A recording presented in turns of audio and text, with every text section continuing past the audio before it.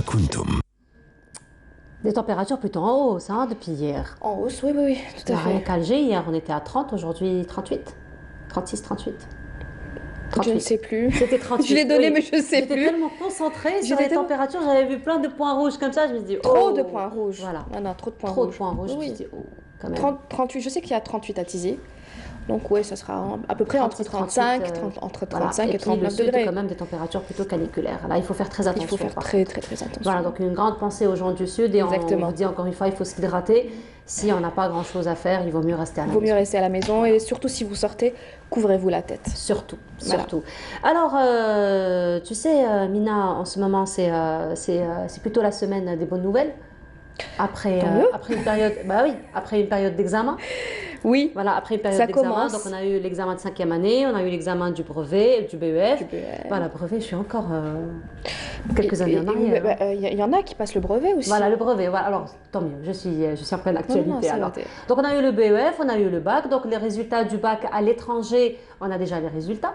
C'est vrai. Voilà, en attendant donc les résultats en Algérie. Et justement, dans ce sens, nous avons Malika et Nabil qui présentent leurs félicitations à leur fille, Houda Bazia, et aussi notre collègue Nasser Bouswalim lui présente toutes ses félicitations. Par contre, moi, je dirais félicitations aux parents parce qu'il faut dire que ce sont les parents généralement. Je crois que c'est les parents qui Voilà, passent, qui qui passent stressent l'examen.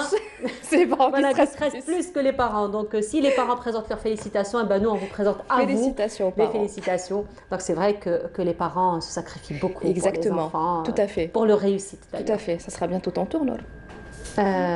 Bien. Je l'ai déjà vécu l'année dernière. Oui, Et puis bon, ce sera dans quelques années encore une voilà. Plus le temps passe et plus le stress va augmenter. fois. Va augmenter parce que l'examen devient de plus en plus dur et de plus en Exactement. plus décisif, surtout Tout dans à fait. l'avenir des enfants. Tout à Voilà. fait. Merci beaucoup, Mina. Merci. On se retrouve tout à l'heure après Journal télévisé du Avec midi, plaisir. celui de 19h. Oui. Week-end prochain pour Bonjour prochain, d'Algérie. vendredi. Voilà. Merci beaucoup, Mina. Merci. Bonne journée à toi. Et là, nous allons aller du côté du sud et une grande pensée aux habitants du sud par rapport à ces températures caniculaires. Et cette fois-ci, pause musicale en compagnie de Tina Riwan. Et on se retrouve de retour sur le plateau après cette très belle pause musicale en compagnie donc, de Tina Riwan. Cette fois-ci, nous allons nous intéresser au registre santé par rapport donc, au cancer du sang, particulièrement en compagnie du docteur Dalal Ouhi. Bonjour docteur, marhaba Bonjour, bik. bonjour, merci beaucoup. Alors, vous êtes réanimatrice de formation et vous êtes directrice médicale. Absolument. Alors aujourd'hui, il est question donc du cancer du sang. Oui. Alors il faut dire qu'on parle beaucoup de cancer, on parle beaucoup de cancer du sein, on parle beaucoup aussi du cancer du col, mais très peu Absolument, finalement de ce qui absolument. touche le sang. Exactement, exactement. C'est pour ça, merci d'abord de m'avoir invité. Et Marhaba puis ça me donne un peu l'opportunité justement de parler de ces cancers du sang. Effectivement, comme vous le dites, on parle énormément du sein, de la prostate chez les hommes, du cancer colorectal. Ça, c'est sur le plan épidémiologique, effectivement, c'est des cancers très répandus. Effectivement. Donc on en parle. Mais il y a cette hématologie, c'est des cancers du sang dont on ne parle pas très souvent, c'est-à-dire les médias, les gens, etc. On n'en parle pas. Donc, il n'y a Et pas pourtant, de... c'est une réalité. Absolument, ils sont là. Il y a, sur le plan épidémiologique, il y a en fait environ 250 à 500 nouveaux cas par an. C'est quand même pas négligeable. Il y a ça, et ce qui est important de dire, c'est que ce qui est magnifique aussi, c'est que c'est des cancers, quand on les prend en charge à temps, on parle de guérison complète, on parle de gens qui reprennent leur vie, etc. C'est Comme ça. tout type de cancer. Absolument, absolument, mais encore un peu plus, un peu dans les cancers du sang. Donc c'est très important de sensibiliser les gens et de leur dire que devant n'importe quel symptôme, c'est-à-dire des ganglions, ce qu'ils appellent eux dans le derja, etc., les loulcis quand il vient, etc., une fièvre inexpliquée, c'est toujours bien d'aller voir son médecin et de voir, et là-bas peut-être qu'on les oriente vers les hématologues. C'est les hématologues qui prennent en charge Voilà, c'est les un cancers du système sang. d'alarme qu'il faut prendre en considération, qu'il faut écouter. Absolument qu'il faut écouter parce que tout de suite on prend en charge et on guérit de ce type de cancer. Donc voilà ce qui est aujourd'hui à retenir entre parenthèses et vraiment de sensibiliser les gens à aller consulter le plus vite possible et le plus tôt possible avec le moindre symptôme qui puisse venir des patients. Les enfants aussi, parce que c'est des cancers aussi qui atteignent aussi les enfants.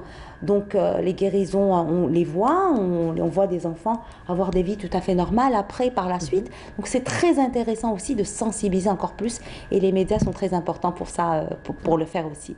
Voilà. Effectivement. Alors, parlons donc de cancer du sang. Donc, comme tout autre cancer, il faut diagnostiquer pour prévenir. Alors, quelle est un petit peu, j'ai envie de dire, la périodicité à laquelle on devrait diagnostiquer, à quel âge, à partir de quel âge et comment? Oui, alors, ce qu'on a vu ces dernières années, alors c'était des cancers qui venaient chez les sujets âgés. Ce qu'on voit en ce moment, c'est que c'est de plus en plus chez les sujets jeunes, et surtout dans notre population qui est faite de jeunes adultes, de jeunes personnes. C'est une population très jeune en Algérie. Donc, que voulez-vous que je vous dise? Malheureusement, c'est pas dans nos mœurs d'avoir un médecin de famille. Oui. On va chez le médecin quand c'est l'urgence, quand c'est vraiment l'urgence. Donc, pour rétablir un peu l'ordre des choses, d'aller consulter, si vous voulez, chez le médecin généraliste, un jeune comme ça, devant une angine, etc. Les médecins en général savent très bien qu'il faut examiner le patient, c'est tout un corps, hein, le malade. On n'a pas dans nos mœurs, comme je vous le dis, d'avoir un médecin de famille malheureusement, mais ce que je demande aux jeunes, hein, surtout, hein, c'est comme je vous l'ai dit, c'est des pathologies qui viennent de plus en plus chez le sujet jeune, de consulter devant n'importe quel symptôme qui n'a pas lieu d'être. Une fièvre inexpliquée, par exemple, qui ne cède pas, il n'y a pas d'angine, il n'y a pas d'infection urinaire, il n'y a pas d'infection vraiment qui est là, une fièvre qui est là, qui n'arrête pas, qui ne descend pas, c'est un signe. Des ganglions comme ça, des petites boules qu'on a sous le aisselle, ici au niveau du cou, etc. Il faut consulter. Donc vraiment, je ne répéterai pas jamais assez, devant des symptômes pareils, il faut aller consulter. D'abord en polyclinique, hein, on va chez le médecin généraliste en polyclinique, des structures de santé. Ces médecins généralistes en général orientent vers les hématologues qui sont dans des structures hospitalières. Mais voilà. sinon, docteur, il faut dire que parfois, ce type de maladies sont silencieuses, on ne les voit pas, il n'y a pas de symptômes. Oui. Donc, est-ce que vous recommandez, par contre, d'autres examens médicaux à titre préventif? Oui, la formule, ce qu'on appelle nous, quand on a les globules rouges, les globules blancs, les plaquettes, etc. Cette formule, elle nous paraît banale, mais cette formule nous donne énormément d'informations sur ce type de pathologie, justement. Donc, il y a l'hémoglobine, il y a des paramètres comme ça qu'on a, les médecins voient, etc. Parce qu'il y a beaucoup de chiffres qu'on voit, mais qui sont très importants. Une simple formule peut justement orienter vers un diagnostic et puis diagnostiquer le plus vite possible, justement. Absolument. Une simple formule peut nous orienter. Ce type de formule, on les fait, par exemple, juste avant un acte chirurgical banal. Très souvent, ils le font, les gens, hein, dès qu'ils se sentent un peu faibles, un peu fatigués. C'est toujours ça qu'on entend dans notre jargon. Et bien, c'est important. FNS. Le fameux FNS. Et c'est très important. Donc, voilà, j'invite les gens à le faire. Si vous voulez, on ne va pas le faire chaque 6 mois. Mais chaque année, si les gens font ce qu'on appelle un check-up, c'est-à-dire au bout de chaque année, on fait un petit bilan pour voir notre taux de cholestérol, notre bilan rénal, un bilan hépatique, une formule. Ça oriente toujours vers quelque chose et on découvre les choses le plus vite possible. Voilà. Alors, finalement, qu'en est-il un petit peu aussi de la prise en charge des malades qui sont atteints donc, du cancer du sang? Alors, aujourd'hui, c'est pas pour jeter des fleurs, mais il y a des hématologues, vraiment une société, il y a des professionnels de santé, des hématologues qui sont vraiment d'un niveau scientifique excellent. Nous avons eu la chance de côtoyer des personnes comme celle-là. Ils ont une société savante, il y a les associations patients, et vraiment, les choses sont très bien structurées. Juste que la population n'est pas assez, justement, informée de cela. Les hématologues, il y a des centres d'hématologie. Les patients sont orientés en général vers les centres d'hématologie. Il y a les hématologues pour prendre en charge ce type de maladie. En général, ça commence, je ne suis pas hématologue, donc je ne vais pas aller m'étaler sur ça. Juste parler de quelque chose de général. Donc en général, on commence par de la chimiothérapie toute simple et par la suite, il y a des thérapies innovantes, à savoir l'immunothérapie, les antichromonoclonaux, bon bref. C'est un peu plus général, mais ils sont traités. Et puis aussi, il y a à côté de ça 2 centres, malheureusement, ce qui est, Inch'Allah, ça va un peu se répandre, des centres où ils font la greffe. donc la greffe de moelle. Au CPMC, par exemple, etc., ils font l'autogreffe et c'est des patients pour leur donner encore plus de chances de guérison. Voilà. Mais sinon, docteur, il faut dire aussi que le sang, c'est ce qu'on appelle le pétrole rouge. C'est vraiment, on va dire, une substance qu'on ne peut ni fabriquer, ni inventer. Absolument. Donc, la seule manière de l'avoir, c'est un don du sang, n'est-ce pas? Absolument. Alors, juste pour rebondir sur ce que vous venez de dire, les gens ont très peur de ces cancers du sang. Pourquoi? Parce qu'ils se disent que c'est du sang, le sang vient dans tout le corps et c'est terrible s'ils ont du cancer du sang. Donc ça, c'est des idées reçues, c'est des fausses idées, c'est vraiment, il faut pas du tout penser à ça. Effectivement, c'est des cancers du sang, mais ça ne veut pas dire que parce que le sang irrigue ou coule dans nos veines, que c'est dramatique et que nous allons vers la mort quand on a ce type de maladie. C'est automatiquement contagieux au niveau interne. Absolument. Alors là, c'est pas du tout contagieux, ça il faut le dire. Maintenant, effectivement, ce type de maladie ont besoin de dons du sang. Ça, c'est très important d'en parler. Il faut aller donner du sang parce que je l'avais dit l'autre fois et je réitère aussi aujourd'hui, parce que vous me donnez l'opportunité de parler de ça, d'aller donner de son sang. Vraiment, on a une population jeune, c'est qu'il faut qu'ils aillent donner du sang parce qu'on sauve des vies. Mais ce n'est pas vraiment juste parler, mais on sauve des vies. Ces patients-là ont besoin de globules rouges, ont besoin aussi de plaquettes dans certaines... Donc, vous savez, on le voit, ce paramètre-là qu'on voit sur la formule de plaquettes. C'est très important d'aller donner du sang dès que c'est possible, dès qu'on peut. Voilà, parce qu'on est jeune, on est en pleine santé. La plupart de nous, on n'a pas de problème, on n'est pas diabétique, on n'est pas hypertendu, etc. Donc, il faut vraiment donner de sa personne un peu si on peut. Voilà. Et puis d'une pierre deux coups, parce que ça nous permet aussi d'avoir un bilan. Absolument. Absolument. C'est exactement ça. Quand on va pour donner du sang, notre sang est bien sûr examiné, etc. On fait quelques examens pour voir s'il n'est pas malade, le sang, etc. Ce qui est bien, c'est que s'il y a quelque chose, justement, on va le découvrir. Et donc, par la suite, ces bénévoles qui sont venus donner, on peut les appeler pour leur dire, voilà, il y a quelque chose, c'est bien de traiter maintenant, avant d'arriver justement à un stade ultime où les choses se feront, mais ne seront pas vraiment d'une façon où on obtiendra une guérison complète, comme je vous l'ai dit au début. Voilà. Alors, pour clôturer un petit peu notre débat qui reste très passionnant, docteur, donc on sait très bien que la meilleure prévention, c'est d'aller faire un diagnostic de façon périodique, mais sinon, est-ce qu'il y a une hygiène de vie particulière à adopter pour éviter, non pas seulement le cancer du sein, mais tout type de cancer et tout type d'autres maladies? Alors, pour les cancers, pour le sein, le colorectal, la prostate, il y a ce qu'on appelle des facteurs de risque, mais il y a aussi une hygiène derrière, etc. Mais malheureusement, jusqu'à présent, à savoir par exemple les leucémies, parce qu'il y a différents types de cancers du sang. Il y a le myélome multiple, il y a les leucémies lymphoïdes, il y a les leucémies myéloïdes. Et il n'y a pas jusqu'à présent de cause vraiment décelable. C'est-à-dire qu'on ne sait pas quelle est vraiment la cause de ces leucémies. Donc, malheureusement, non. La seule chose qu'on peut faire, c'est le dépistage à temps et de sensibiliser les gens d'aller consulter le plus vite possible. Là, en septembre, Inch'Allah, il va y avoir ce qu'on appelle le mois orange, qui sera dédié complètement à la leucémie lymphoïde chronique, qui est un type de cancer du sang. Et donc, il y aura pendant tout le mois de septembre une sensibilisation des médias, des associations patients qui vont parler de ça, etc. Donc, j'invite tout le monde à se brancher, si on peut dire, ce mois-là pour discuter et pour voir, c'est-à-dire tout. Il va y avoir des campagnes médias, il va y avoir des sensibilisations, il va y avoir énormément de choses ce mois-là. Donc, c'est l'occasion pour que les gens un peu se posent et lisent un peu sur ce type de pathologie. Absolument. Absolument. Merci beaucoup d'avoir été parmi nous ce matin. Je rappelle, Dr Dalal Ouhib, vous êtes médecin, vous êtes réanimatrice de formation et directrice médicale. Merci encore une fois d'avoir été parmi nous ce matin. Et on continue. Cette fois-ci, nous allons nous intéresser au registre culture à travers les salles de cinéma. En attendant de retrouver notre invité qui va nous dresser un petit peu, on va dire, la situation des salles de cinéma en Algérie. Leïla Benaïcha, justement, s'est intéressée aux salles de cinéma à Alger dans ce reportage et on se retrouve juste après. Entre hier et aujourd'hui, le destin des salles de cinéma algériennes a beau balancer entre lumière et obscurité. Un patrimoine culturel en détresse, pourtant ô combien nécessaire à notre évolution socio-culturelle. Les salles, Warsenis, Dounia Z, Maghreb ou encore Atlas ont subi dégradation, modification, fermeture. Et pourtant, elles continuent à raconter un beau passé.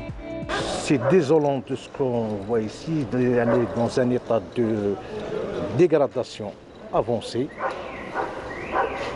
Et cette salle qui a ouvert ses portes au début des années 50. Cette salle a son histoire. Cette salle, bon, il y a un film qui a été projeté ici durant l'époque coloniale, évidemment. C'était le film Les 10 Commandements qui est resté à l'affiche pendant 6 mois. Le cinéma Le Dounia Z qui est actuellement fermé, et c'est pour des raisons on ignore, parce que probablement il n'y a pas de distribution de films, je ne sais pas encore. Mais cette salle qui a une capacité d'accueil de environ 750 places. Cinéma Le Maghreb, l'ex-Marignan, qui est dans un état de délabrement avancé. Et cette salle de cinéma qui a une capacité d'accueil de 1680 places. Cette salle est classée le plus grand écran d'Alger, après celle de Mostaganem. Celle de Mostaganem, c'est le plus grand écran d'Afrique. C'était le Cinémonde. Et ça, c'est le plus grand écran d'Alger, le Marignan. Cette salle projetait des films en Panavision, c'est-à-dire des films en scope. La culture de fréquentation des salles de cinéma a suivi l'état de ces dernières. Le public s'est carrément retiré. La fréquentation des salles de cinéma sont passées par 3 difficultés. La première difficulté dans les fin des années 80, c'était justement tout ce qui concerne l'activité économique. La crise économique a étouffé les salles de cinéma. On n'importait plus les films, et ce qui a conduit à certaines salles de fermer ou de changer d'activité. Au début des années 90, la fermeture justement des entreprises cinématographiques qui faisaient de l'exploitation et la distribution comme le CAIC, le MPA et parfois même l'ANAF, ces entreprises publiques ont conduit un petit peu à la fermeture ou la cessation d'activité de certains distributeurs et exploitants de salles. Par la suite, bien sûr, il y a eu la décennie noire. La décennie noire a tué la fréquentation des salles. Heureusement pour les cinéphiles et amoureux du grand écran, il reste quelques salles sur Alger qui poursuivent leur activité. La projection du film Héliopolis a permis au public de renouer avec la tradition des salles obscures. Mais c'est le film Héliopolis qui m'a vraiment touchée. On attend sa projection depuis bien longtemps. C'est bien, c'est vaste, c'est propre, même l'hygiène de distanciation sociale, j'aime bien c'est bien organisé. Avec 3 diffusions de films par jour, la salle mythique Cinémathèque d'Alger œuvre pour reconquérir son public. Aujourd'hui, les salles obscures risquent d'être menacées. La seule chose qui peut les sauver, c'est la production locale. C'est-à-dire qu'aujourd'hui, avec le film Héliopolis, nous avons pu ramener le public dans la salle et redécouvrir le public d'avant. C'est-à-dire qu'on avait une centaine de personnes qui allaient voir un film. C'est une fréquentation qui n'existe plus depuis 4-5 ans. Aujourd'hui, grâce à Héliopolis, grâce à d'autres films, nouveautés, il faut qu'on reste à l'actualité. Il faut toujours rester dans la nouveauté et ramener du neuf. Même les films étrangers, aujourd'hui, il y a la concurrence des téléchargements pirates, etc., qui tuent un petit peu la nouveauté des films du 7e art étranger. Face à la relance des salles obscures et la culture de leur fréquentation, les difficultés persistent. La solution est la création de cinéma moderne avec les exigences de la nouvelle génération. Il faut donner l'environnement pour pousser le spectateur à venir dans votre salle.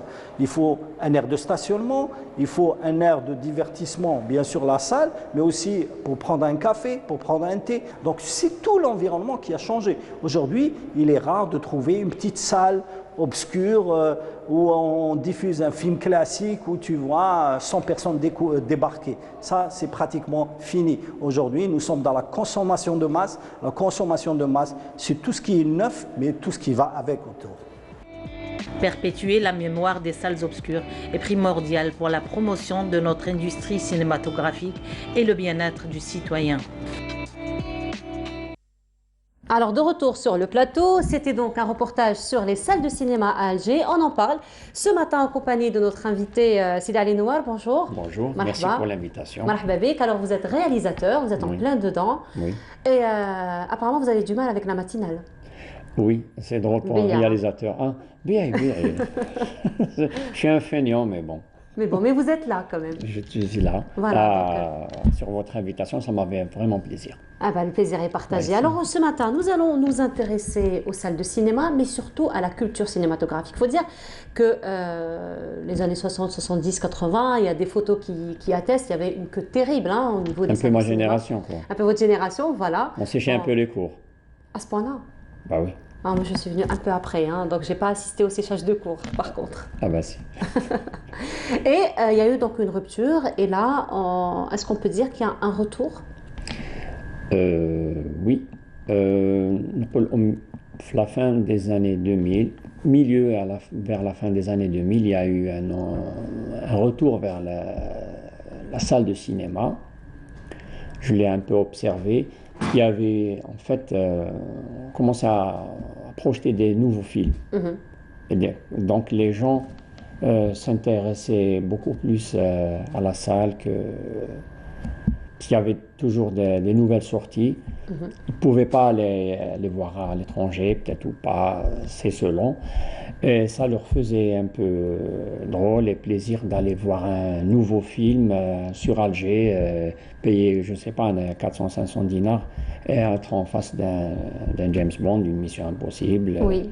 C'est-à-dire يقول لك خرجنا ولا les casser qui pareil. Donc Vous avez pensé de le regarder? oui, durant les années 80, moi j'ai eu la chance de fréquenter beaucoup les salles de cinéma. J'avais en salle pratiquement tous les films qui étaient projetés en Europe et aux États-Unis avec un petit décalage quand même, mais n'était pas très éloigné dans le temps. Il y a aussi ce qu'on appelle la culture du cinéma. Là, il faut l'inculquer aux gens. Ma génération, on a grandi avec. Après, il y a eu une certaine coupure les années 90, il faut le dire. Les salles commençaient à faire de la projection vidéo, la qualité n'était pas très au top, le décorum n'était pas là. Et donc, les gens ont commencé un peu à déserter les salles de cinéma parce que les films n'étaient pas très disponibles. Les salles, il y a certaines salles qui se sont transformées, on en a déjà parlé, en salles de fête, c'est quelque chose d'assez théâtral. Et on en est arrivé là. Il y avait quelque chose comme 54 salles de cinéma sur Alger.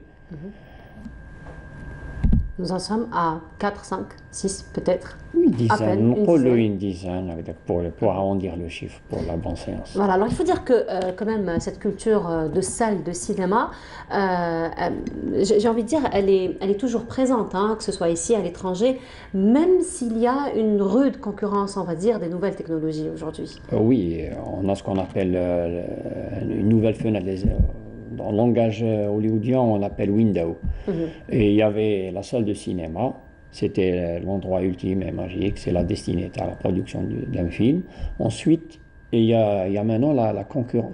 Il y avait la vidéo, il y avait la télé, mais qui ne représentait pas tellement de menaces. Là, il y a ce qu'on appelle les plateformes de streaming. Je vais citer Netflix, Amazon. Amazon qui a acquis les droits à la MGM. Oui. Il y a Disney qui a racheté la Fox. Quoique Disney est une major, est une grande compagnie de cinéma, mais il y a une plateforme qui m'a Amazon qui a acquis un major. Donc ça, c'est une réelle menace, entre guillemets, mais les gens ont quand même compris que l'endroit cinéma, c'est un endroit magique et c'est un endroit de communion. L'émotion est vraiment différente. Totalement. Combien même je peux avoir un 90 pouces en face de moi, mais c'est jamais comme l'émotion cinéma. L'émotion cinéma, en fait, qu'est-ce qui fait que cette émotion est là? Est-ce que c'est la salle elle-même? Est-ce que c'est la sono elle-même? Est-ce que c'est la communion? Qu'est-ce qui va faire que... Moi-même, j'arrive pas à expliquer, hein, parce que je ne regarde pas un film à la maison comme je le regarderais dans une salle de cinéma. Effectivement, l'émotion est tout à fait différente, mais j'arrive toujours pas à expliquer pourquoi. C'est une émotion qui est partagée par l'ensemble des sièges remplis. Donc c'est les spectateurs qui sont là. C'est inexplicable. Oui. C'est juste partager 300, 400 personnes qui partagent une émotion ensemble dans un même endroit sur 90 minutes. Et effectivement, l'élément sonore et l'image sont de meilleure qualité, de qualité supérieure. On a un THX, un 7.1, on a un Dolby Surround, on a une belle image. Mais c'est pas vraiment ça, c'est à l'époque Chaplin ou les années 40-50, il n'y avait pas les années 20, c'était noir et blanc, il n'y avait pas de son, mais c'était toujours cet endroit magique, cet endroit de communion. C'est la magie cinéma. Elle est inexplicable, il faut juste la vivre. Voilà. Juste la vivre justement, donc réinculquer encore une fois cette culture de salle de cinéma. Alors si on devait revenir un petit peu sur l'état des salles de cinéma, ici en Algérie, Alger particulièrement, donc qu'est-ce qu'on peut dire? Le constat est vraiment décevant, il faut le dire, il faut tirer la sonnette d'alarme.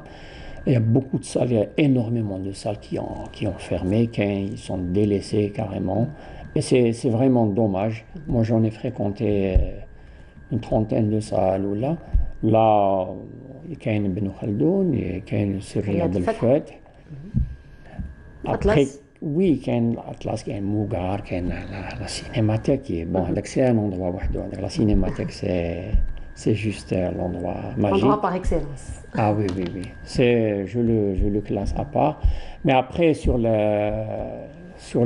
rues de la rue d'Isli, Bab Loued, il y avait énormément de salles. Sur El Biyar, il y a 2 salles, rien que c'est Beaulieu. Elles sont devenues des salles de fête. C'est vraiment bon.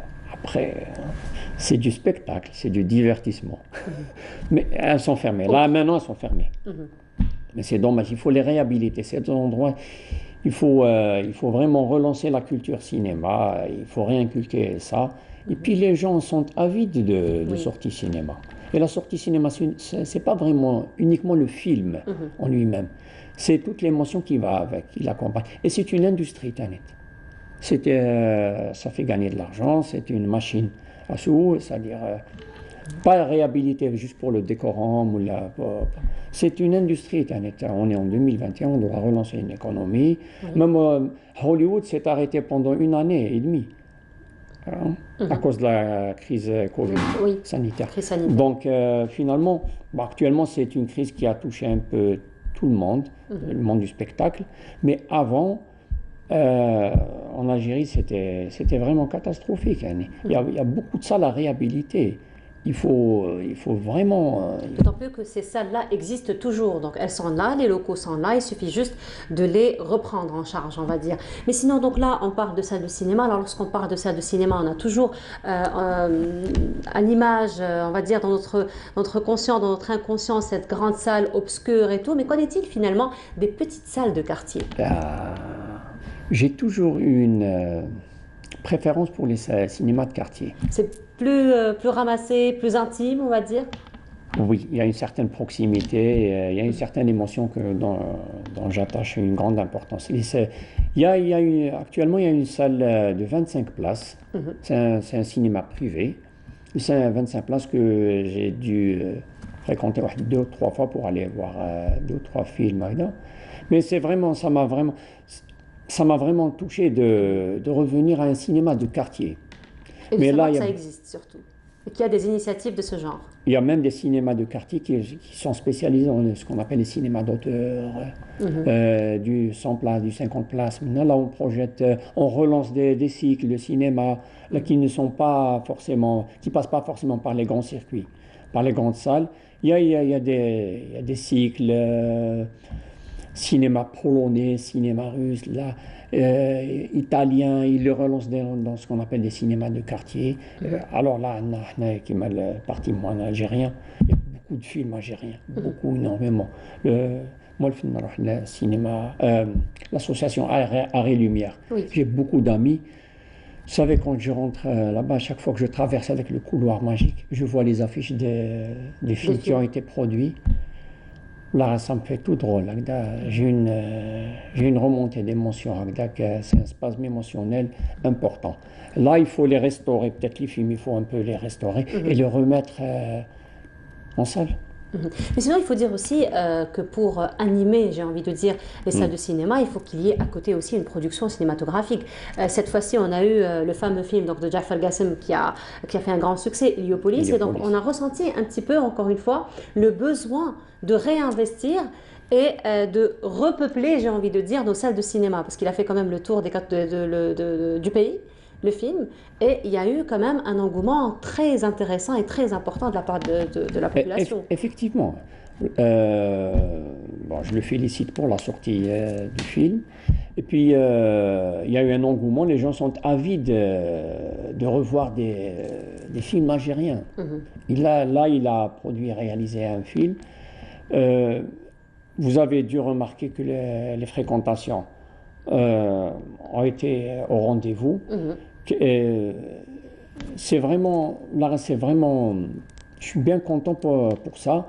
Mais il faut relancer la machine de production cinéma en Algérie. C'est très important. Là, c'est un premier film qui sort.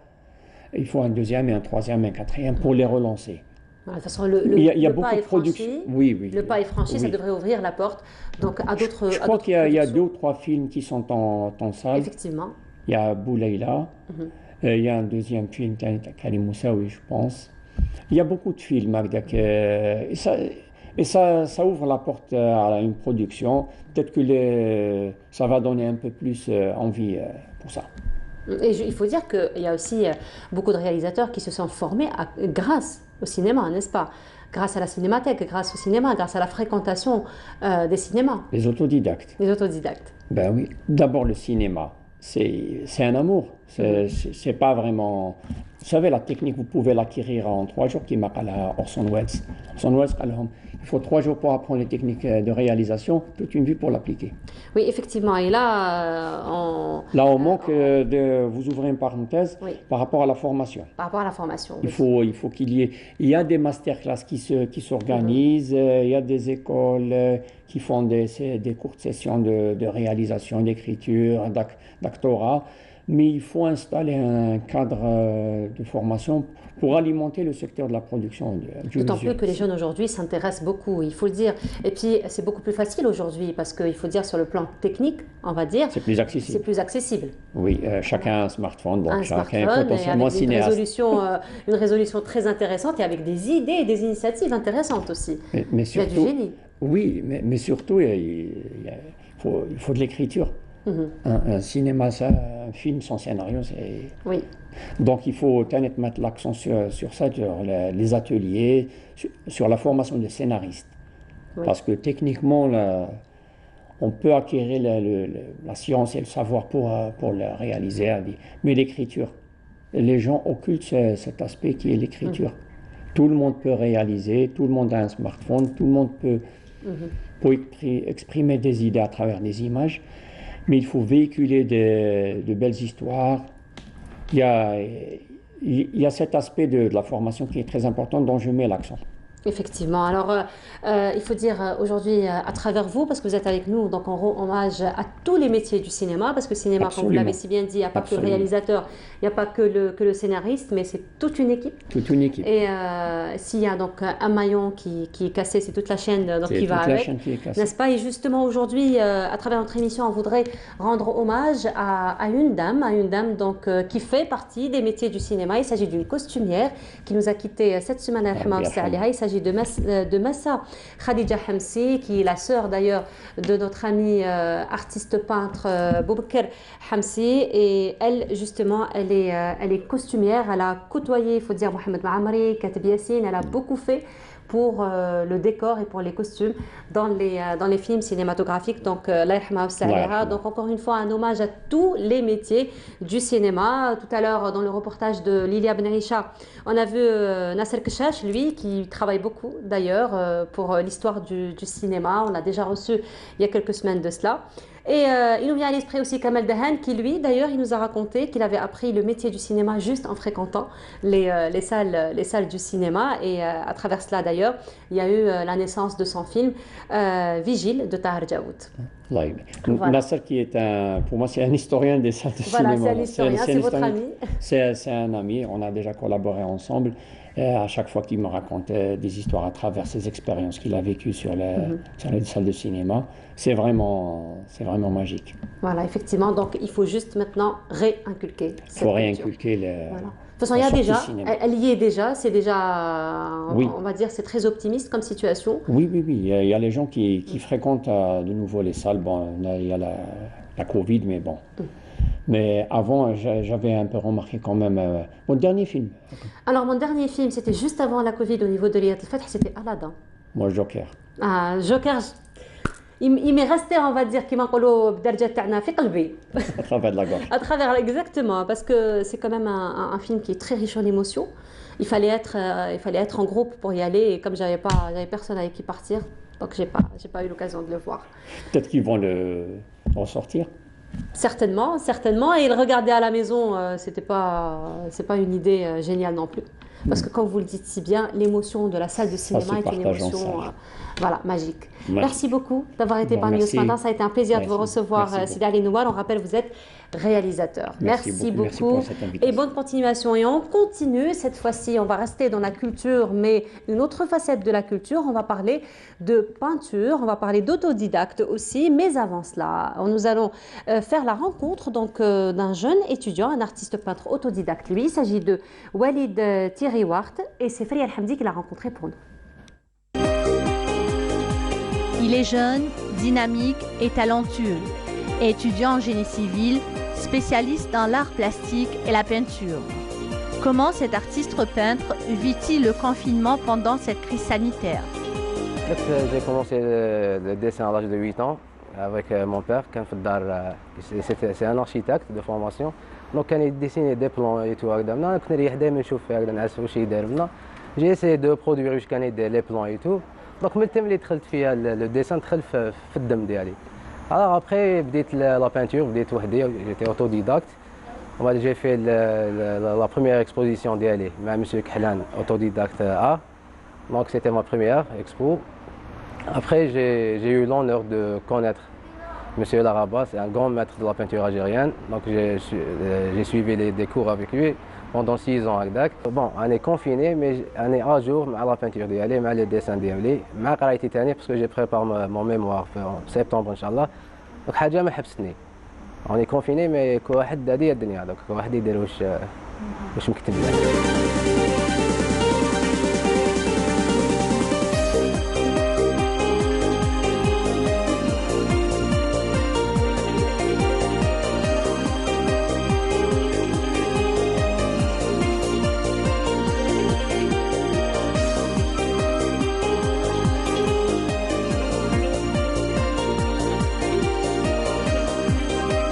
Des instants, des moments simples qui lui font prendre soin de la vie sous toutes ses formes.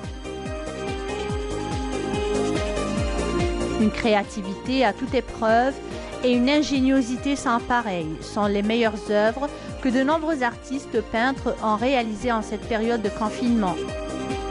Walid Thierry-Wart, ce jeune artiste peintre autodidacte, raconte sa vie et son travail en cette crise sanitaire. La culture algérienne est très riche. Donc mon souhait le plus cher, c'est de transmettre la culture algérienne à ma génération. C'est mon souhait le plus cher. Donc je transmets les huiles, la casbah, la mérouti. Donc les amis يعرفوا la culture ديالنا parce qu'elle est très vaste. Les choix des couleurs على حسب le temps ديالنا. Donc, comme tu fais la baie d'Alger, on a le blanc, le bleu, le mauve, donc il y a des couleurs, ils t'attirent pour le dessin, pour le tableau. Walid, c'est un jeune qui a beaucoup de talent, que j'ai découvert, que j'ai connu il y a 6 ans. Donc ça fait 6 ans déjà.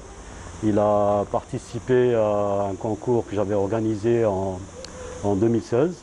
2016, c'est ça? 2016. Un concours autodidacte art. C'est un concours pour encourager les jeunes artistes comme Walid. Son travail, Walid, il est excellent parce qu'il touche un peu à tout. Il fait du cubisme, il passe à l'orientalisme. Il est un peu aussi comme moi, il touche un peu à tout. Et maintenant, il est passé complètement à l'oriental, quoi. Là, quand vous voyez ce tableau, il représente un mausolée avec de la peinture à l'huile. Voilà. Walid, et à travers ses œuvres, nous emmène dans de beaux endroits reposants, aux couleurs vives, aux lumières et aux paysages magiques.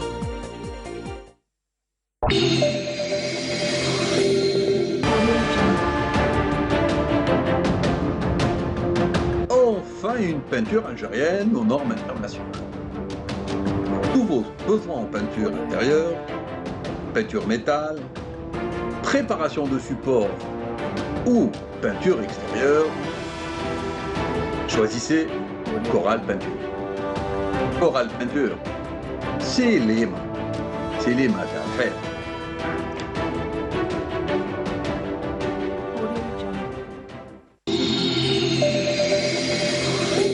Et cette fois-ci, nous allons parler de ce concours, donc la deuxième édition du concours autodidacte art. Et pour en parler parmi nous ce matin, Monsieur Kahlan, bonjour. Bonjour. Marhaba. Allah ysalmak, marhaba. C'est toujours un plaisir de vous recevoir. Également pour moi.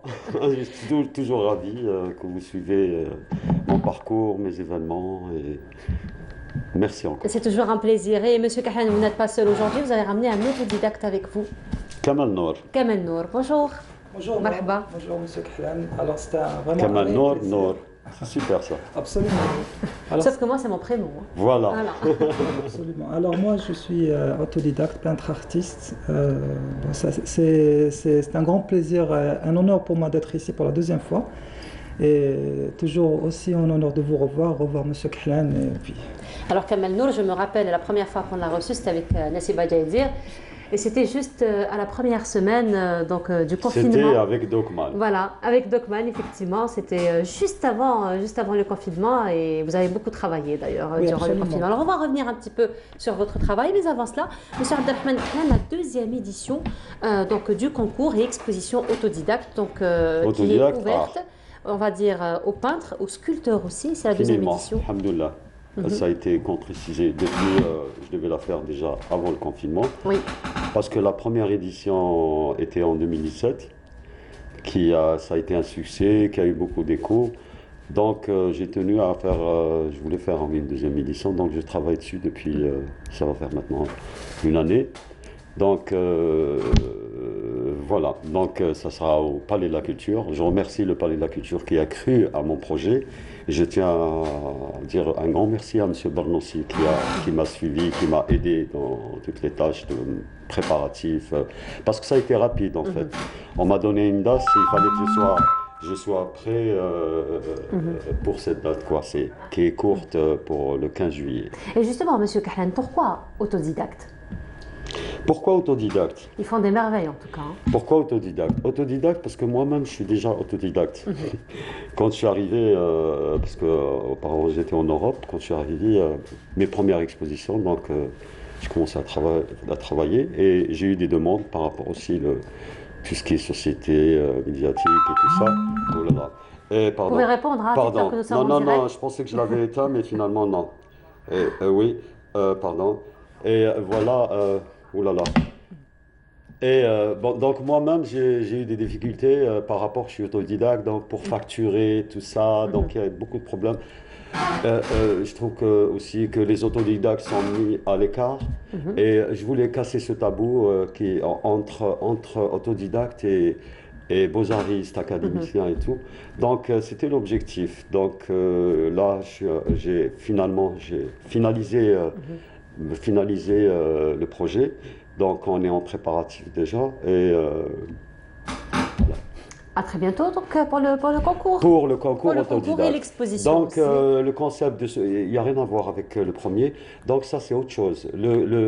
Cette exposition, je voulais qu'elle ne meure pas. Je veux dire, du 15 au 25, il y aura des conférences par exemple, Nidjay, Jamila Kabla, Issiakham, qui est porteuse du projet Issiakham, Kenza Bournan, Sergoua. Donc, ces personnes si vous voulez, m'ont chapeauté, m'ont aidé. Parce que seul, on ne peut pas. Bon, moi d'habitude, je fais tout ça, tout seul et tout. Pour montrer aussi qu'avec peu de moyens, on peut faire des projets dans la culture, aider le prochain. Je les partage. C'est mon devoir. Voilà. Voilà, et justement, parmi nous, sur le plateau, un autodidacte donc, qui participera à cette exposition. Oui. Nord, c'est un autodidacte confirmé. Donc moi, dans mon expo, il y a des autodidactes confirmés, il y a des autodidactes qui démarrent, qui sont dans l'ombre. Qu'est-ce que vous appelez autodidacte confirmé? Autodidacte confirmé, c'est autodidacte professionnel.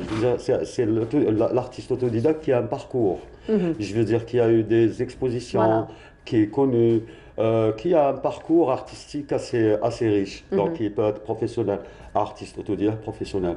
Donc moi, mon projet, c'était rassembler les deux, quoi, et autodidacte professionnel et autodidacte qui a un échange. Donc c'est l'objectif, qu'il y a un échange entre les deux. Donc j'ai aussi des autodidactes confirmés, professionnels, comme j'ai eu l'honneur aussi d'avoir l'œuvre de Zerati, le doyen de la peintre algérienne. J'ai aussi l'honneur d'avoir Bourdine, et j'ai Khouane, j'ai Nour. Et justement, Nour est parmi nous. Voilà. Et Nour aussi, c'est un artiste exemplaire, je le laisse parler, parce qu'il est à encourager. Je veux dire, il fait un travail profond, donc il se déplace, même au sujet, il va à Tamlas, il prend l'artisan, il le filme, il parle avec lui, il raconte sa vie. Donc on est pareil, donc il touche à tout aussi, il est plasticien. Très bien, alors on va justement le mettre en lumière, parce qu'il faut encourager. C'est pour ça d'ailleurs qu'il est parmi nous ce matin. Alors justement, Kamel Nour, vous nous dites que vous êtes autodidacte, on a déjà eu à voir vos tableaux, on va encore les revoir. Ce sont vos tableaux qui sont exposés aujourd'hui sur le plateau. Alors ce déclic pour la peinture? Ce déclic, le déclic, donc ça a commencé réellement à partir du sud, de l'extrême sud de l'Algérie. Donc c'est l'Algérie, c'est notre pays qui nous a inspirés profondément. Et voilà, on a fait comme M. Khlem. On a un riche patrimoine. Oui, on a absolument un très riche patrimoine varié, de cultures différentes, des langues différentes, des gens extraordinaires, des gens accueillants, très accueillants. C'est ce qui m'a aidé profondément à démarrer la thématique du Sud. Alors justement, thématique du Sud, alors est-ce qu'il y a un courant en particulier que vous suivez ou c'est vraiment un ressenti? Donc là, nous sommes en train de voir quelques de vos tableaux justement du Sud qui représentent les scènes de vie donc, du Sud. Donc je disais, par rapport, donc, est-ce qu'il y a un courant artistique particulier? On peut classer donc, ma peinture. Moi, personnellement, je peux la classer dans l'orientaliste revisité, si on peut, orientaliste aussi contemporain, parce que tu touches, il mélange l'abstrait, le contemporain, le figuratif. Oui, absolument. Voilà. Il ose dans la peinture, c'est incroyable. Ma touche personnelle, mes couleurs personnelles, ma palette personnelle, c'est-à-dire il y a, comme M. Khlem disait, la recherche derrière. C'est très important de mener de la recherche profonde. Profonde, complètement. Voilà, de bouger, de voyager, de côtoyer les gens, parler avec eux, les connaître aussi. C'est des gens extraordinaires, les Touaregs, tout le monde, tous les Algériens. Effectivement, et donc vous vous spécialisez un petit peu dans on va dire dans la mise en valeur de la société, de la culture, du mode de vie du Sud? Absolument, je fais la recherche des métiers du Sud, de toute région, et les scènes de vie des femmes qui travaillent, des hommes, des enfants parfois, enfin, beaucoup de choses. Au marché, par exemple, aux festivités, par exemple, des Touaregs. Des fêtes aussi, des fêtes où j'ai peint l'habit traditionnel des Touaregs. Les nomades aussi. Les nomades aussi sont extraordinaires. Effectivement. Et donc là, vous allez prendre part à cette exposition, donc la deuxième édition de Autodidacte Art, n'est-ce pas? C'était un grand plaisir pour moi, enfin, de retrouver M. Kahla. En fait, il devait participer aussi à la première édition en 2017. Donc, entre-temps, il a eu une autre exposition, donc il n'a pas pu malheureusement participer. Et maintenant, il s'est rattrapé. Il s'est rattrapé. Heureusement, maintenant, j'ai retrouvé M. Kahlan et ça démarre. Voilà, très bien. Alors, on va juste là, il y a Amel qui a eu, on va dire, qui a flashé pour un tableau particulier, effectivement, un magnifique tableau. Je ne sais pas si vous pouvez voir. C'est une photo ou c'est un tableau? C'est vrai qu'on a l'impression que c'est une photo. On aurait dit que c'est une. Ce que vous disiez tout à l'heure, M. Kahlan, donc la recherche, le détail, le sens du détail. Donc on aurait dit, on aurait dit c'est une photo, hein. On aurait dit c'est. Ça, c'est un ami, c'est un guide touristique de la région de Sefar et la région de Ilizi, Monsieur Qader Qadri, qu'on salue à l'occasion ce matin. Et on salue aussi tous les Touaregs qui nous regardent. Il faut dire que les Touaregs aussi, ils sont très patients, hein. Donc ils font la pause, ils attendent et ça leur fait toujours plaisir finalement d'être peints, de se retrouver sur des tableaux de peinture. Oui, absolument. Et le plaisir et l'honneur aussi pour moi aussi d'avoir cette occasion de les peindre. C'est vraiment magnifique. En plus de ça, ils sont non seulement patients, mais aussi ils sont très accueillants. On m'a appris la patience. J'ai appris la patience. Vous avez vécu longtemps? J'ai vécu dans l'ensemble, j'ai vécu 4-5 mois. 4 à 7 mois. Il faut dire, le sud, la première semaine, on est déjà dépaysé. Ah non, oui, absolument. La première semaine seulement, on est déjà dépaysé. Absolument, avec les couleurs, les couchers de soleil, l'ambiance, vraiment. On a envie de revenir tout de suite. Et vous êtes reparti, certainement? Je suis reparti 2 fois, oui. Ouais. Et là, pour la 3e fois, je me prépare pour le Sebiba, qui va se tenir au mois de septembre, je pense, le 15. C'est le mois de septembre, Sebiba. Oui, ça va faire un peu plus frais, et puis c'est le moment idéal pour... vous aurez d'autres inspirations, certainement, pour d'autres tableaux. Absolument, je pars pour ça, pour retrouver l'inspiration, pour assister au festival des Touaregs, et pour revoir mes amis Touaregs là-bas. Voilà, effectivement. C'est une famille là-bas. Oui, alors on va continuer dans un tout petit moment notre débat, mais vous savez, le dimanche, c'est aussi l'instant Dib, c'est l'instant littéraire, l'instant Dib en compagnie de Yazid Ait Mahiddin. Yazid qui est parmi nous ce matin. Yazid, bonjour. Bonjour, ça va? Comment ça va, Yazid? Ça va, ça se passe bien. Tu nous entends? Oui, je vous entends très très bien. Voilà, on te voit, Yazid. Hein? On te voit, donc on voit l'arrière-plan. C'est des frottes. C'est pas Yazid. Si, c'est Yazid. C'est Yazid. C'est Yazid. Waouh. Alors Yazid, nous avons M. Kahlan avec nous sur le plateau. Bonjour Yazid. Salut maestro, ça va? C'est toi le maestro, écoute. C'est toi le maestro. Tu es en train de chapeauter là de loin. Voilà, alors Yazid, comme à l'accoutumée aujourd'hui, ça va être à l'instant Dib. Et cette fois-ci, tu as choisi pour nous le recueil des nouvelles talisman de Mohamed Dib. Oui, on a déjà parlé de ce recueil de nouvelles talisman. Et c'est un recueil de nouvelles donc, qui revient sur plusieurs thématiques. D'ailleurs, tout au début, il parle un peu de cette société traditionnelle tlemcenienne qui a été basée essentiellement sur le métier de l'artisanat, notamment le tapis.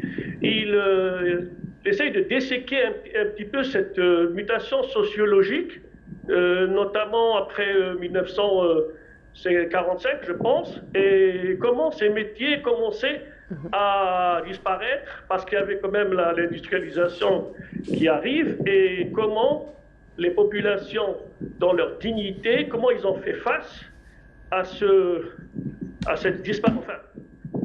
problème que les tisserands commençaient à connaître.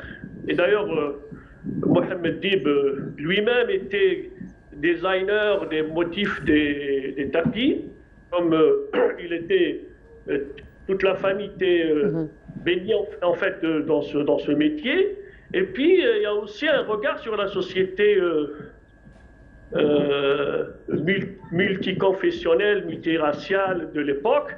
Donc la colonisation qui a imposé un petit peu ce système-là, ce système de l'apartheid, ou presque c'était de l'apartheid, parce qu'il y avait des séparations entre les communautés, et que même ces communautés-là, qui vivaient, par exemple la communauté hispanique, vivait aussi la misère, d'où l'apparition de la peste et des maladies infectieuses. Donc il fait un regard sur cette société et sur la folie aussi qui a gagné les esprits suite aux difficultés que la colonisation a instaurées. Donc en fait, et puis il revient également sur la lutte libération nationale, où il parle aussi de Karamouni, donc ce personnage qui était tantôt, on le considérait comme pro-français, parce qu'il était aussi quelqu'un qui faisait la livraison des fruits et légumes pour l'armée française, et en même temps, sous ses cajots, il y avait des armes qu'il acheminait pour le maquis du FLN. Et tout le monde ne le savait pas, juste au jour de son enterrement. D'ailleurs, il y a même le fossoyeur, celui qui creusait les tombes, qui l'attendait, il lui dit, vous allez voir, je serai là, vous enterrer. Mais il ne savait pas que Karamouni, il était quelqu'un qui avait ce haut fait de guerre auprès du FLN. Donc, en fait, il y a tout un travail sur la société algérienne, que ce soit l'intramuros dans les maisons, etc., le monde des femmes, etc., et l'extramuros également, où il y a cette genèse du nationalisme algérien et comment les Algériens ont vécu la guerre dans leur chair comme traumatisme et comme éveil patriotique. Voilà. Eh ben, parfait. Merci beaucoup Yazid pour cet instant d'Ib. Donc on rappelle qu'aujourd'hui tu nous as présenté les recueils de nouvelles Talisman, et on rappelle qu'en ce moment donc tu es au niveau de Sidi Faradj, au niveau de Thalassothérapie pour l'enregistrement des émissions pour Canal Algérie. Un petit peu la mer Méditerranée qui nous a versé. Ah ben voilà. Yazid, s'il te plaît, si tu peux juste arranger ton téléphone pour qu'on ait une image en plein écran. Si tu peux juste tourner un petit peu ton téléphone. Comme ça ? En horizontal. Voilà.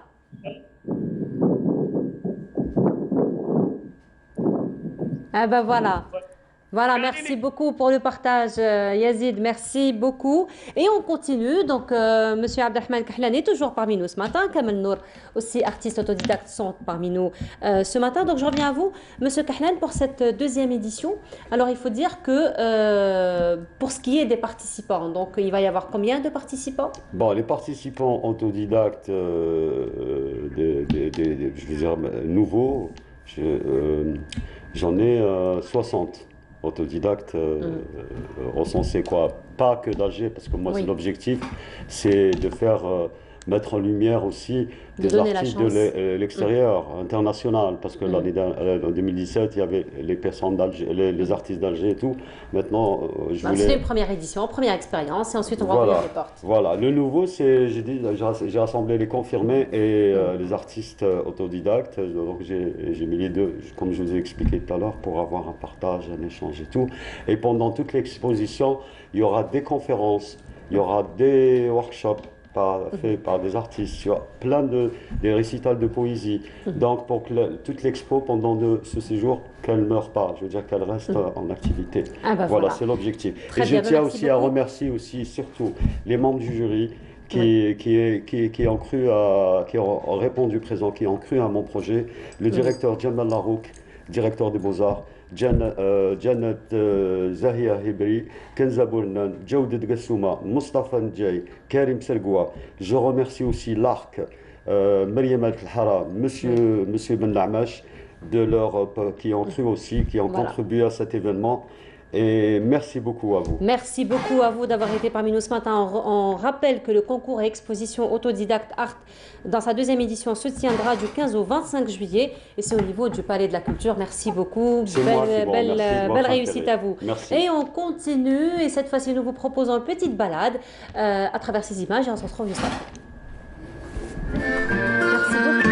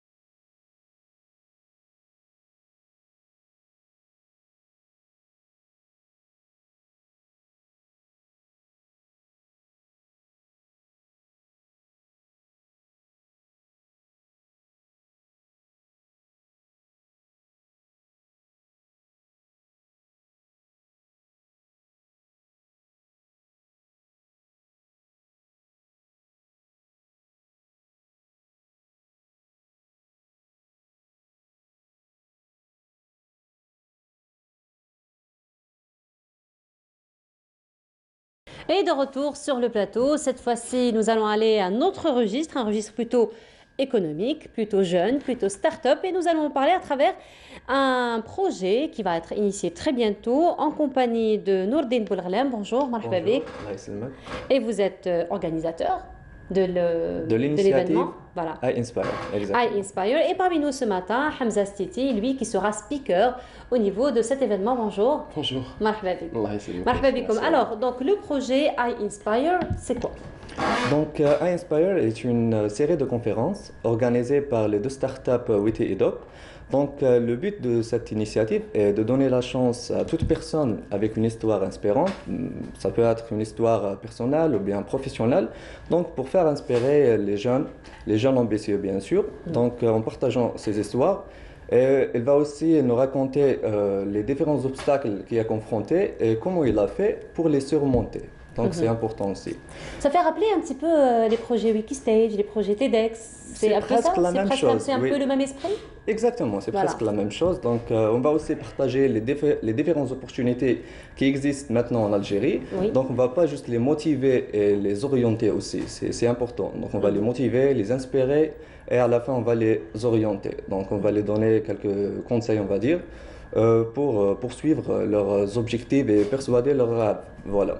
Ah, très bien. Alors, Hamza Stiti, si vous êtes speaker, ça veut dire que vous avez une histoire à raconter, n'est-ce pas? Si je prends le projet tel que Nourdine nous l'a présenté, n'est-ce pas? Alors, ça, il s'agit de quoi? Alors, en fait, bon, c'est Hamza Stiti, je suis ingénieur algérien. Je suis aussi porteur de projet. J'ai lancé une start-up en 2019 qui s'appelle Educatable English, qui est un centre spécialisé en apprentissage de langue étrangère et de coaching, de formation en développement personnel. En fait, moi je suis quelqu'un qui a commencé comme tout le monde. J'ai eu mon bac scientifique 2011 et tout. Après, je suis allé à l'université, je suis chimiste de formation. Mais bon, à un certain moment, il y avait avec le déclic. Ah, franchement, les paradoxes partout, hein. Chimiste de formation, start-up anglais. En fait, c'est ça la beauté des choses. Voilà, effectivement. J'étais scientifique, à un certain moment, il y a le déclic, c'est pas ma vocation, j'ai changé. Du coup, j'ai passé quelques années n'ayant pas de diplôme universitaire. Ce qui ne m'a pas empêché tout de même de créer une entreprise, de se lancer dans l'enseignement. Je suis enseignant depuis 7 ans, depuis 2014, enseignant d'anglais. Là, je suis dans le coaching de vie et d'affaires. Le message qu'on essaie de véhiculer aux jeunes, c'est que déjà, il n'est jamais trop tard pour commencer, pour recommencer, pour reconstruire, pour faire quelque chose. Aussi, peu importe les conditions, les circonstances, je ne sais pas, il n'y a pas d'obstacle. Quand on veut, on peut. Comme on dit en anglais, wherever there is a will, there is a way. Quand il y a de la volonté, il y a un chemin. Donc c'est ça qu'on essaie de véhiculer à nos jeunes. On motive, on guide, on oriente. Et comme il a dit Nourdine, ça ne s'arrête pas que là. On aimerait bien leur dire, voici les opportunités qui existent, voici ce que vous pouvez faire. On était à votre place, on était des participants. Il y avait des gens qui nous ont inspirés, quand on cherchait l'étincelle d'espoir pour faire quelque chose. Et là, on est en train de donner, d'offrir, encore une fois, à la société, parce que nous-mêmes, on a reçu quelque chose, parce que peut-être en 2011, 2012, il n'y avait pas tout ce mouvement associatif. Moi, j'ai commencé en 2011-2012 dans le domaine associatif. Il n'y avait pas tout ça. On cherchait vraiment, fallait dénicher, fallait creuser pour trouver l'information. Et là, comme c'est offert, c'est notre devoir de partager notre expérience. Cela, effectivement. Et bien sûr, faire grandir d'autres éléments brillants, Inch'Allah. Inch'Allah, oui, effectivement. Et justement, dans ce sens, il y a Bediha Amarni, notre collègue, qui s'est intéressé à ce projet, donc projet Inspire Conférence, sur l'échange des expériences. On regarde ce reportage et on se retrouve juste après. Il est le fondateur de DOP, start-up spécialisée dans l'apprentissage des langues étrangères. Bilal Madoui vient de lancer un nouveau concept, Inspire, une série de conférences qui met en avant des expériences inspirantes et la première était la sienne. iInspire, c'est une série de conférences qui fait regrouper toutes les personnes qui ont des histoires inspirantes pour but de motiver et inspirer les gens pour accomplir leurs rêves, leurs objectifs. Si vous avez une histoire inspirante, donc vous êtes le bienvenu pour nous rejoindre et partager cette histoire avec nous. Le but de cette initiative est d'échanger les expériences et d'encourager les jeunes à mettre en application leurs idées innovantes et de créer leur propre entreprise dans différents secteurs d'activité. Il fait adhérer la communauté jeune et à partager leur histoire, à participer à des challenges, à des événements. Et c'est une condition sine qua non pour avoir une jeunesse meilleure. Je pense que chaque personne d'entre nous a une histoire inspirante qui peut améliorer le monde, qui peut ajouter quelque chose de positif au monde. C'est une idée que vraiment que je vois qui a un futur très très brillant. I've come here today to assist to the event called iInspire, which is Je suis venu aujourd'hui pour assister à l'événement Inspire, une série de conférences où se regroupent des jeunes pour évoquer leurs challenges et les obstacles qu'ils ont rencontrés. their challenges, the obstacles they have faced in their career, and how they could overcome that. Cette rencontre est la première d'une longue série de conférences qui se dérouleront chaque mois. Et voilà, c'était donc un reportage de Badia Amarni qui, elle, s'est intéressée à ce projet iInspire. Et vous l'avez si bien dit, on l'a vu à travers le reportage, que c'est une série donc, de conférences mensuelles, c'est ça? Donc Exactement. ça se passe où? Comment? Donc, et surtout, comment s'inscrire? Comment participer et bénéficier de toutes ces... Très bien. Donc, pour la première session, c'était Bilal Medoui, le speaker, le fondateur de DOP. Et donc, pour nous rejoindre, il faudrait juste remplir le formulaire qui se trouve sur notre page Instagram. Donc, il y a quelques questions, vous répondez sur les questions. Et après, on va faire une sélection des speakers, comme Hamza. Et voilà, donc la deuxième session va être à Horizon Business Space. Au niveau d'Alger Centre. Et après, on va Après, il faut vous suivre sur les réseaux sociaux pour voir un petit peu, encore une fois, le programme et tous les espaces là où vous allez offrir ces conférences. Donc, bien sûr, on va tout publier sur notre page Instagram, la date et Votre le lieu. page, c'est inspire.dz. Inspire.dz. Très bien. Merci beaucoup d'avoir été parmi nous ce matin. Un dernier Merci mot. pour l'invitation. Je vous dis, il faut juste Inspired foncer. world. Hein. Voilà, il faut foncer, faut jamais baisser les bras. Surtout. Donc, on va dire que sharing is caring. Donc, when we share something, it's good for the community. And that's the message. Merci beaucoup. Et on vous souhaite une très belle continuation et surtout, vous qui nous regardez, c'est toujours très intéressant donc de participer à ce genre de conférence. Donc je rappelle, Nourdine Boulghlem, vous êtes organisateur donc du projet ou de la série de conférences iInspire. Hamza Stiti, vous êtes speaker et merci beaucoup encore une fois d'avoir été parmi nous ce matin. Nous allons nous retrouver dans un petit moment pour la dernière station de cette matinée en compagnie de Mariam Oussaïd, elle qui va s'intéresser aux herbes aromatiques. Mais avant cela, elle nous fait un petit tour au niveau d'une pépinière pour nous présenter ces herbes aromatiques.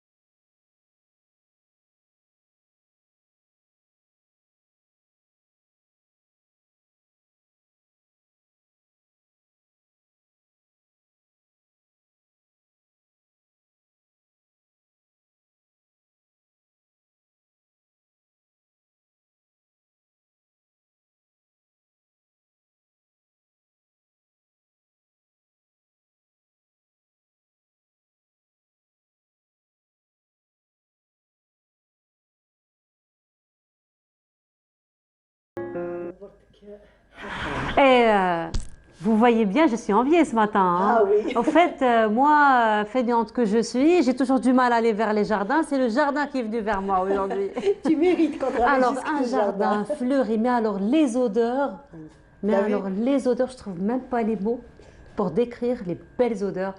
Ce matin, Mariam, bonjour. Bonjour, Nour. Merci beaucoup, Mariam, pour cette ambiance apaisante. T'as vu, hein? C'est carrément ça... la camomille juste à côté. T'as vu, t'es bien moi, la camomille juste à côté. Mariam, ça va? Ça va, très bien. Alhamdulillah. Alors, Mariam, on a compris, ça va être les herbes aromatiques ce matin. Oui. Alors, ça a tellement d'avantages.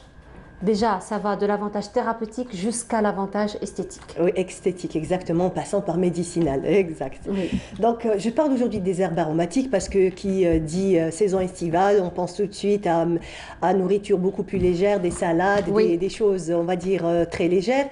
Et quoi de mieux pour accompagner toutes ces salades et tous ces plats avec toutes ces aromates que l'on trouve ici chez nous, dans le Houda. Il faut savoir qu'il existe énormément de variétés d'aromates. On n'en a que quelques-unes. Bah, sur le plateau, j'en ai ramené que 11. Il en reste encore tellement d'autres. Et je sais qu'il en reste d'autres. Oui. Juste au niveau du balcon, là, qui donne sur la belle perspective. Oui, il en reste encore là-bas. Donc aujourd'hui, j'ai fait une toute petite sélection. J'essaie aussi de ramener des aromates qu'on n'a pas l'habitude de rencontrer. Donc généralement, les plantes aromatiques que l'on utilise le plus chez nous, généralement, c'est toujours le thym ou le laurier, le basilic. On a aussi, voilà. Comme le dit Majid, notre caméraman. Voilà. Il a commencé par ça ce matin quand il est rentré au studio. Voilà, donc, alors aujourd'hui, je vais te demander de sentir la menthe qui est à côté de toi. Ça s'appelle, oui, de la menthe ananas. Ah. Voilà, alors regarde. Elle a une odeur de menthe, donc essaye de la secouer un petit peu, comme ça tu peux la caresser comme un petit chat. Voilà. Et tu verras comment elle va dégager ses odeurs. Voilà. Donc à la fin, il y a une petite odeur d'ananas. Et c'est pour ça que ça s'appelle la menthe ananas.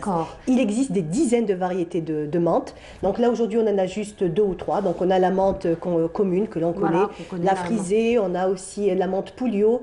Et d'autres menthes encore. C'est rafraîchissant. C'est très rafraîchissant, c'est très facile à avoir aussi. Donc on trouve ça en pépinière. Oui, ça reste, ça s'imprègne. Ça s'imprègne. Hein. Exactement.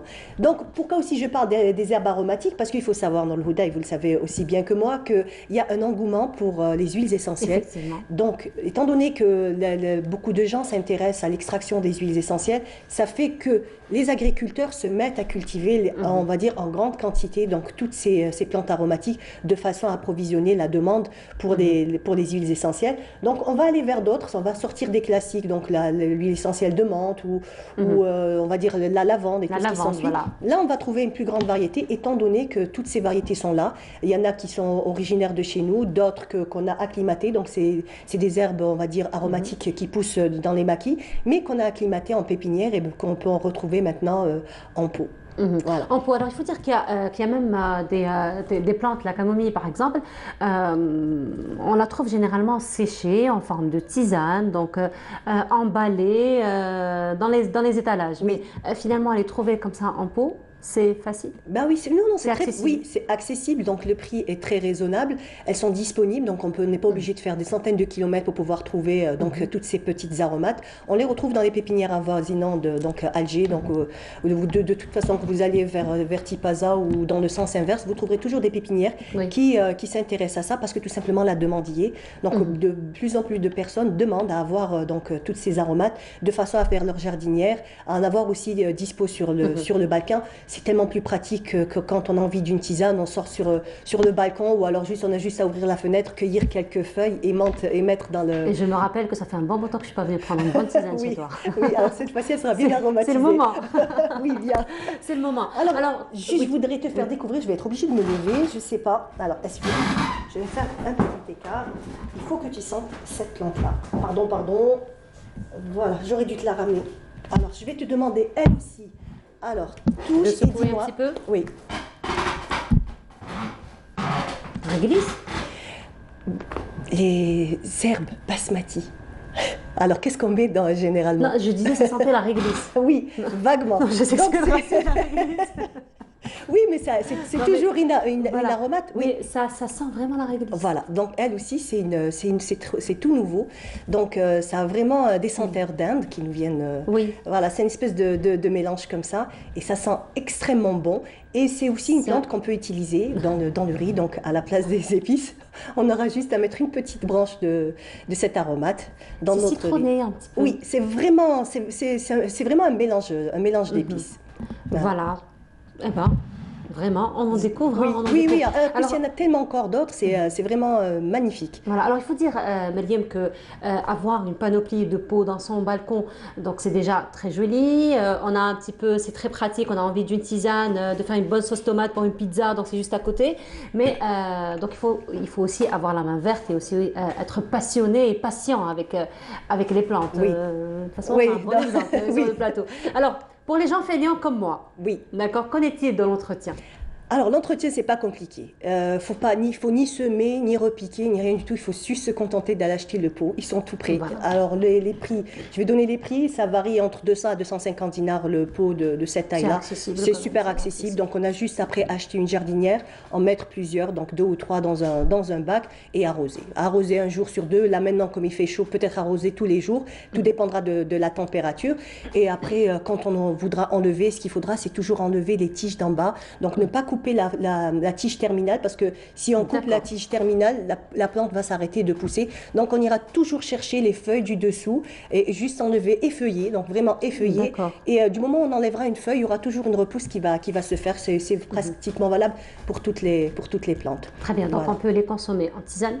Sécher aussi. Sécher. Exactement. On peut le faire soi-même, donc les sécher soi-même quand on voit que le pot a pris, on va dire, a pris de l'ampleur. On va tout simplement couper au ciseau, mettre la tête à l'envers dans un endroit sec, à l'abri du soleil. Et après, on le gardera pour le moment où il n'y en aura pas.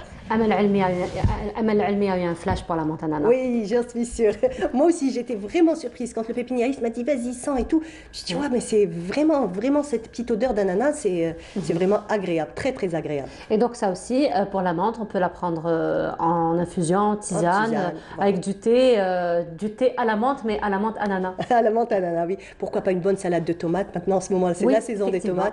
Donc un petit filet d'huile d'olive, un peu de citron et quelques feuilles de menthe ou de basilic. Après, c'est au choix. Et bien entendu, alors les bienfaits ne sont plus à présenter. On sait très bien que depuis l'aube de l'humanité, on s'est toujours soigné à base de plantes. Donc pourquoi pas alors faire plaisir à son palais, faire plaisir à son corps avec les aromates. Surtout, effectivement, faire plaisir aussi à sa maison, à son balcon, parce que sur le plan esthétique, c'est très beau. C'est très beau, c'est très joli. Effectivement, c'est très joli. Comme, je ne sais pas si tu arrives à voir dans le Houda. Donc déjà au niveau des variations des couleurs, on a du vert très foncé vers le vert très pâle. Donc quand on peut faire même des compositions où on aura tout un dégradé de vert, c'est très très apaisant. Et puis il y a une autre vertu aussi qui est très intéressante, particulièrement en période de chaleur, les insectes. Ça fait fuir les insectes aussi. Oui. Donc c'est pas une légende pour le basilic, c'est vrai que c'est pas une légende, effectivement. Oui, donc les moustiques, surtout les moustiques n'aiment pas, c'est trop fort pour eux. Il faut savoir, c'est un répulsif, pas rien que pour les moustiques. On dit que c'est juste pour les moustiques, mais il faut savoir que même si on en fait, on va dire, des petits bouquets et qu'on laisse à la maison, ça repousse pratiquement tous les insectes, toutes sortes d'insectes, parce que tout simplement l'odeur est trop forte, pour eux. Donc, voilà, très bien. Et puis c'est très intéressant aussi de les mettre dans le linge. Oui. Aussi, parce pour la lavande, comme par exemple pour la lavande, donc qui est un antimite connu depuis toujours, sans compter ça parfume les vêtements et voilà, donc tout bénef. Eh ben, très bien, merci beaucoup Mariam de nous avoir ramené le jardin jusqu'à chez nous. Ça me fait plaisir. Voilà, et surtout pour ces odeurs, elles sont tout juste magnifiques, donc vraiment ça donne envie de prendre une bonne tisane là, juste après l'émission. Merci beaucoup Mariam. Merci à nous. Et nous arrivons à la fin de notre émission, merci beaucoup de nous avoir suivis, donc une bonne tisane, pourquoi pas, vous avez de bonnes adresses, vous avez aussi de bonnes recettes ce matin grâce à Mariam. Merci beaucoup de nous avoir